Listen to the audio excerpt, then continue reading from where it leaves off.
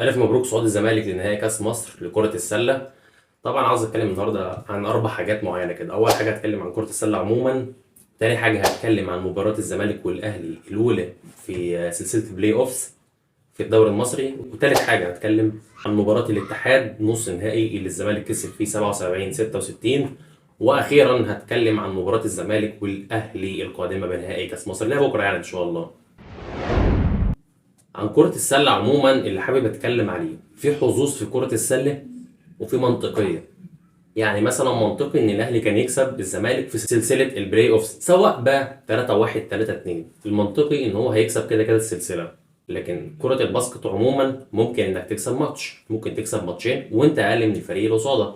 فهي بتمشي بقى بحظوظ. انت ممكن تلعب مثلا 10 ثلاثيات في الماتش، تجيب منهم 3، في مرة ما تجيبش خالص، في مرة ممكن تجيب 5. سواء بقى هتقول لي دي بسبب التوتر اللعيب او ان الخصم او الدفاع الخصم على البريميتر كان كويس. يعني ممكن اقول لك دي بتخش فيها طبعا لا جدال ولا نقاش فيها. ولكن على الاغلب الحظ والله العظيم انا بحسها كده بصراحه يعني. لان انا شفت وضعيات اوبن شوت كتير، ساعات بتيجي وساعات لا، وانت حظك بقى جت ما جاتش اهلا وسهلا. ففرضيه ان احنا ممكن نكسب الاهلي في نهائي الكاس هي فرضيه موجوده حتى لو هنلعب من غير المحترف كمان عادي. يعني هي كره السله عموما حظوظ يعني، وهي ممكن تمشي معايا. انا مش هنكر ان الزمالك اصلا ما فيهوش روستر يغير ويبدل عليه، بس هي كره السله كده. بنشوف حاليا سلسله ساكرامنتو والوريورز، ازاي ساكرامنتو كسب اول ماتشين. فرقه الساكرامنتو ديت ما عندهاش دفاع اصلا يعني، اللي هي على باب الله. فرقه الوريورز المفروض ان هجومها كاسح، تاني فرقه هجوميا حلوه بعد الساكرامنتو، لكن في البلاي اوفس بتقلب وحوش. ايه بقى المعضله بتاعتهم؟ ان هم خسروا اول ماتشين قصاد الساكرامنتو في السلسله بتاعتهم. هي ان مستوى بول مثلا لعيب من ضمن اللعيبه اللي المفروض يتالقوا في في مباريات البلاي اوفس لسه مستواه واقع، لسه ويجنز راجع من اصابه. فالفريق بكيرفو مش لسه ما استعادش مستواه. هو كذلك بقى انت ممكن تلعب على الحته ديت، نقطه الحظ ديت.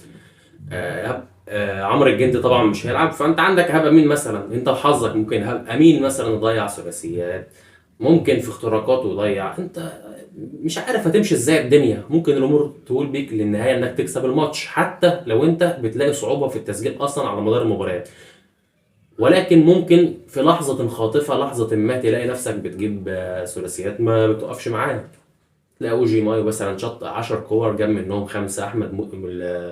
احمد ياسر عبد الوهاب شط 3 جاب 2. عادي يعني. ففي كرة السلة عموما انت ما تقدرش تتوقعها في مباريات اللي هي بتبقى من مباراة واحدة بس. لكن كسلسلة منطقيا انت تقدر تتوقع ان الاهلي يقدر يصعد على الزمالك، وكان هيصعد عموما كده كده حتى اللي حصل ساعتها. وده اللي هيقولنا بقى هنتكلم عنه ان شاء الله، عن مباراة الزمالك والاهلي الاولى في سلسلة البلاي اوفس. المباراة زي ما شفناها طبعا شهدت تألق الزمالك وتقدمه على مدار المباراة لعند نص الشوط الرابع. كان الزمالك متقدم بتالي فرق 11 او 12، والاهلي جاب 3 ثلاثيات ورا بعض كده غيرت موازين المباراة. اللي عاوز اتكلم عليه الزمالك ليه كان متقدم، اللي من خلال طبعا المباراة الاهلي كان عنده سوء توفيق في الثلاثيات ما بين ايهاب امين او عمرو الجندي او خلافه. كان الزمالك بعافر لسه جوه الباسكت. والمعافره هنا في مصر جوه الباسكت او تحت الدايره عموما هي متقاربه من كل الفرق. انا مش هنكر ان الزمالك ما عندوش البنتريتور الحلو قوي.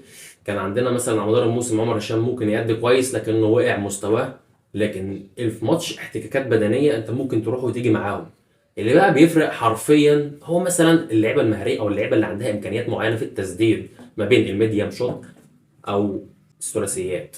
لان البنتريشن عموما احنا اصلا بنحب ليه الزون ديفنس، فتلاقينا احتكاكاتنا دايما كده، والكور يلا هات الريباوند التاني والتسجيل بالعافيه، خد فاولات وهكذا، بتبقى شغال على كده. فاللي بيفرق فرق عن فرق يعني وجود لعيبه بتلعب الميديم شوت او ثلاثيات. وبما ان الاهلي كان مش محظوظ في ثلاثياته في الثلاث ارباع الاولى، فالفرقه كانت واقعه نوعا ما. حسيت ان اوجوست مثلا في الماتش ده طبعا هو عنده روتيشن كبير يعني، هو عنده لعيبه كتير يقدر يعمل منها روتيشن. لكن حسيته شويه ان هو ممكن يكون فقد نوعا ما الامل في لعيبه معينه فطلعهم زي هاب امين او عمرو الجندي مثلا. واللعيب اللي هو ان شاء الله مش فاكر جاب 3 ثلاثيات ورا بعض ده، الحظ خدمه. وهي دي اللي بنتكلم عنه في الباسكت. هو مش منطقي يعني ومنطقي في نفس الوقت. هو مش منطقي ان ممكن تعمل باك تو باك تو باك ثلاثيات زي ما شفنا مثلا في ماتش الليكرز الاول، الياباني هاشيروما جاب 3 ثلاثيات ورا بعض. هي ما بتحصلش دايما، بس منطقيه في كره السله. هي اسمها اللا منطقيه والمنطقيه في نفس الوقت، ممكن تجيبها فعلا وممكن ما تجيبهاش، وهي فعلا حصلت مع الاهلي. انت كنت بتروح تضيع، ده شيء طبيعي. وهتكلم عن حوار الدروب ده، بس يعني اللي حصل معاهم لما جاب 3 ثلاثيات دي شيء طبيعي ممكن يحصل، وانت حظك انا كنت عمال اضيع في نفس الوقت. ده كله سبب هي كره الباسكت عموما في دروبات بتحصل فيها. انت لازم على مدار المباراه هتحصل لك دروبات، تلاقي الفرقه اللي قصادك بتعمل ران مثلا 10 11 نقطه 9 نقط، انت حظك بقى. مفيش فرقه في العالم سواء قويه او سواء ضعيفه ما تعملش عليها ران اثناء المباراه. مفيش فرقه بتفضل حتى ليد، وحتى لو هو ليد ممكن يبقى ليد 15 نقطه ترجع ايه مثلا ب 14 نقطه وبعدين يبدا يستعيد مستواه تاني. اللي حصل في ماتش الاهلي والزمالك ما انكرش، انت اتعمل عليك الرن خلاص. انت ممكن اهتزيت بصرف النظر ان لعيبه الزمالك اصلا عندها شخصيه قويه، بس اهتزيت. بس على مدار بقى بعد كده كان ممكن الفريق يقدر يستعيد مستواه. ممكن في الكلاتش مثلا نشوف تألق من اوجي ماي، نشوف تألق من واحد زي عمر هشام. لكن اللي حصل، اللي حصل الحكم بقى الله يمسيه بالخير، هو بيحسب بيلغي الرميه الحره على وجه مايو على خط اصلا مش موجود، في قرار غريب بصراحه. يعني الواحد يعني كويس ان احنا بنتفرج على باسكت في مصر والله عشان الزمالك بس، يعني مش اكتر من كده. فالفريق طبعا خلاص بعد طلوع اوجي مايو كان منطقي ان هو يخسر. فالماتش ده كنا ممكن نكسبه، كنا ممكن نكسبه، بس كسلسله عموما كنا هنخسرها حتى لو اوجي مايو هم معانا اخر ماتشين طبيعي يعني بتاعتها. رقم 3 بقى هنتكلم عليه النهارده هو مباراة الزمالك والاتحاد في نص نهائي كاس مصر اللي خلصان بتال امبارح. بصراحة وبلا جدال وبلا نقاش ماتش يعني أعوذ بالله، لا في ثلاثيات ولا في لعب حلو ولا في لعب تحت الباسكت ولا في ميديم ولا في أي حاجة خالص. منطقي من لعيبتنا ان هي يبقى في كده، بصرف النظر ان احنا ثلاثياتنا كانت ضعيفه. الماتش بتاع 4 ثلاثيات من حاجه و20 دي رقم احنا مش عملناها السنه دي. السنه دي يعني على السنه دي بنطلع ب 8 9 ثلاثيات في الماتش، لازم نعمل 4 ثلاثيات بس، ده رقم وحش. واللي مر بقى الناحيه الثانيه الاتحاد كله عمال يضيع في الاتحاد. نادر ما هو بالتالي المحترف جاب ثلاثيتين والواد دولا جاب ثلاثيه، فحاجات نوادر برضو ان هم جابوا ثلاثيات، فدي المشكله والمعضله.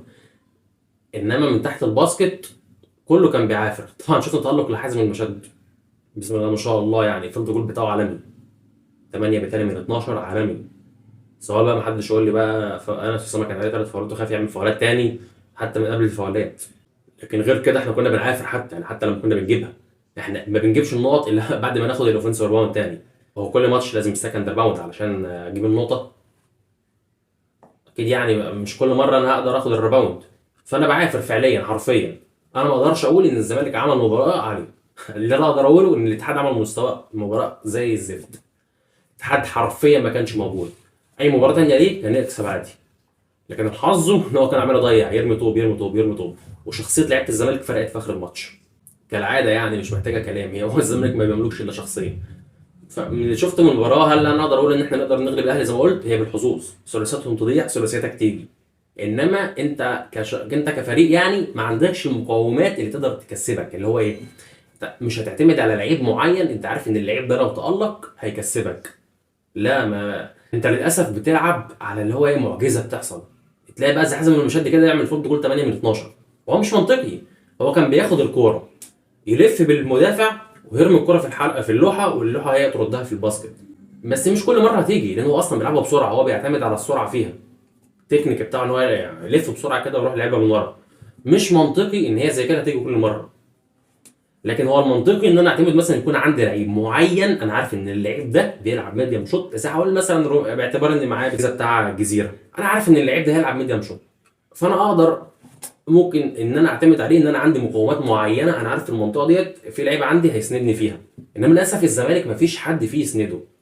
فانا ما اقدرش اقول ان انا هكسب ماتش الاهلي الماتش اللي جاي بسبب ان انا عندي مقومات معينه هعتمد عليها. لا، انا في الاول وفي الاخر بمشي وبتسهيل ربنا. انا هعمل اللي عليا، اللي هو انا لما ادافع صح.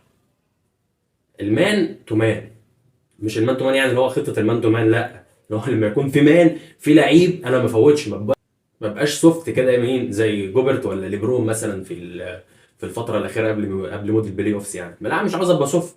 انا عايز لما يكون في لعيب داخل انا اخش يعني ما اخافش من الفاول. وهي وحظها بقى زي ما تيجي. رميات حره تضيع، ممكن تيجي اهلا وسهلا، مش مشكله يا عم. ايه المهم ان انا ما اسيبش المان اللي انا معاه. دي المقاومات اللي انا اقدر العب عليها، لكن مقاومات ان انا عندي حد بيعرف يسدد لا، ما عنديش. ففي نهايه الحلقه يعني اتمنى ان شاء الله الجانب الزمالك توفيق ونكسب. فخلاصه الكلام اللي انا قلته ده، الزمالك كان ممكن يكسب الاهلي في ماتش او ماتشين في سلسله بلاي اوفس، لكنه لا يمكن بتاتا ان هو ينهي السلسله. حتى ليه؟ لان باعتبار الماتش الاخير الاهلي معاه الروتيشن الكافي، معاه الامكانيات الكامله ان هو يقدر يكسبنا فيها.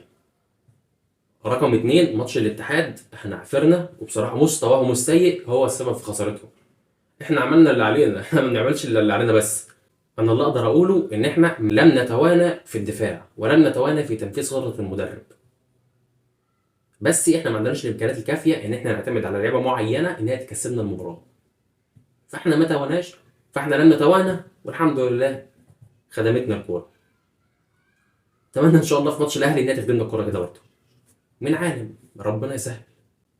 اشوفكم ان شاء الله بعد الماتش نكون كسبانين باذن الله.